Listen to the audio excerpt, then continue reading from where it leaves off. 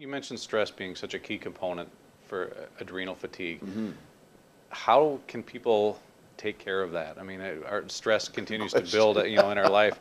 How do you make that so it's not part of the equation, Oh, or as big it's a part? great question because stress is built into our life and Mm-hmm. in the industrialized world.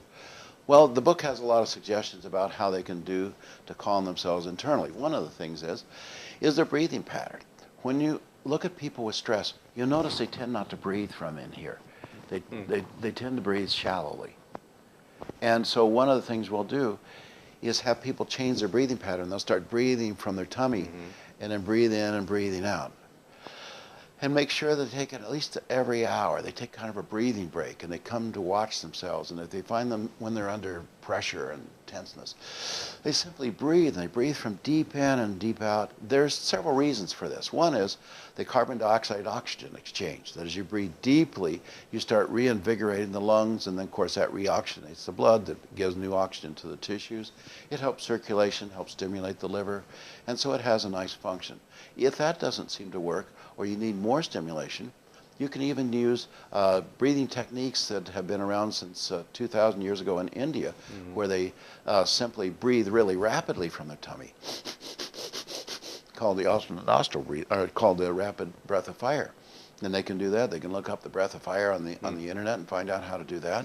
But it's simply breathing rapidly from in and out here. Then there's another one called alternate nostril breathing, where they can breathe in deeply from the abdomen and the middle chest and the upper by simply closing one nostril, and every time they breathe out, they change nostrils. Hmm. Breathing in, and and I did that too fast, but they breathe in slowly from the bottom to the middle to the top and back again. Hmm. This helps autonomic function. Now, there's a part of your nervous system that's automatic that you never see. It's the one that helps you digest foods. It's the one that helps you get ready to fight or flight. It's the one that helps you go to sleep at night. It's the unconscious controllers of your body. And this helps, that deep breathing like that helps get this autonomic nervous system back in balance, so neither one of them is too dominant. Mm-hmm. The food that people eat is really important. Hmm. That people tend to eat foods that overstimulate them now. Coffee, high sugar, and extremely high fat foods, poor quality proteins, junk foods, foods that were never foods in the first place. And so one of the things that we want them to do is get back to eating food.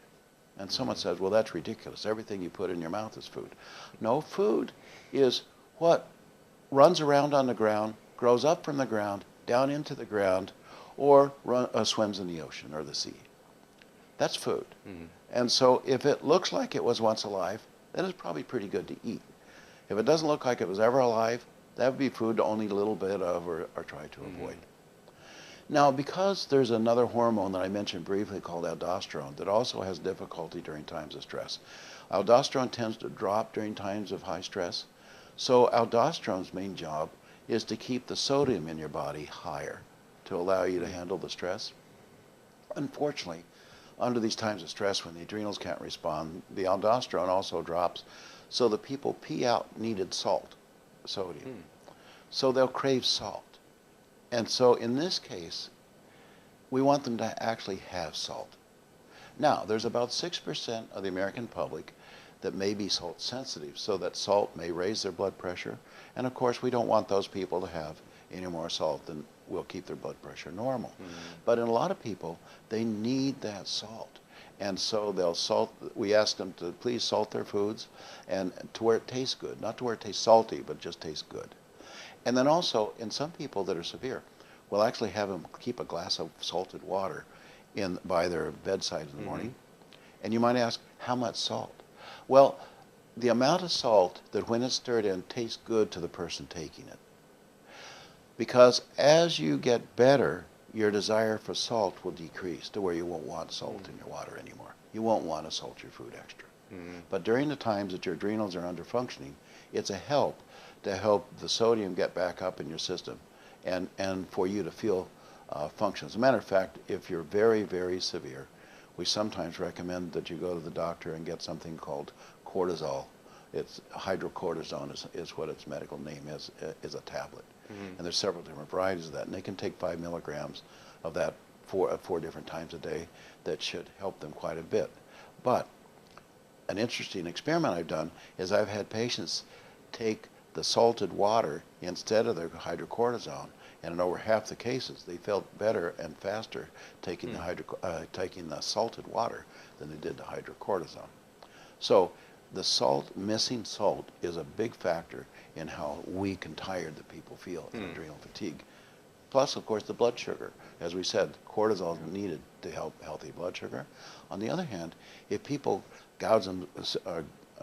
eat garbage food that has a lot of refined carbohydrates in it, sugary, white flour, white sugar type of things, jams, pastries, then what happens is their blood sugar goes way up and their insulin goes way up to meet it.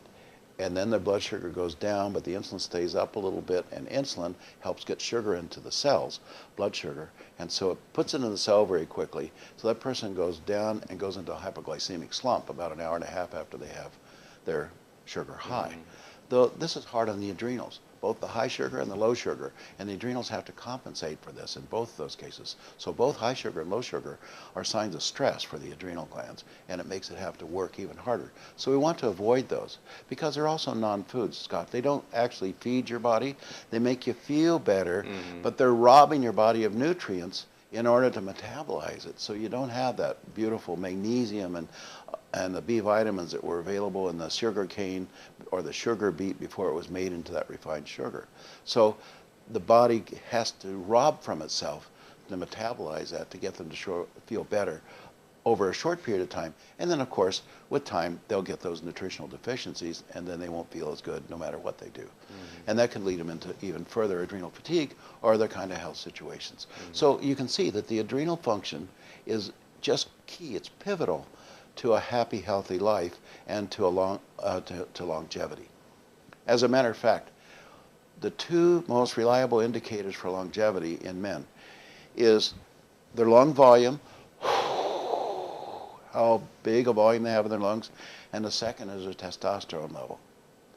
And the older a man gets, the more the adrenals produce the testosterone that they need. And so we can make an indirect assumptions that healthy adrenal glands have to do with healthy longevity. Many other factors, of course, have to play into that.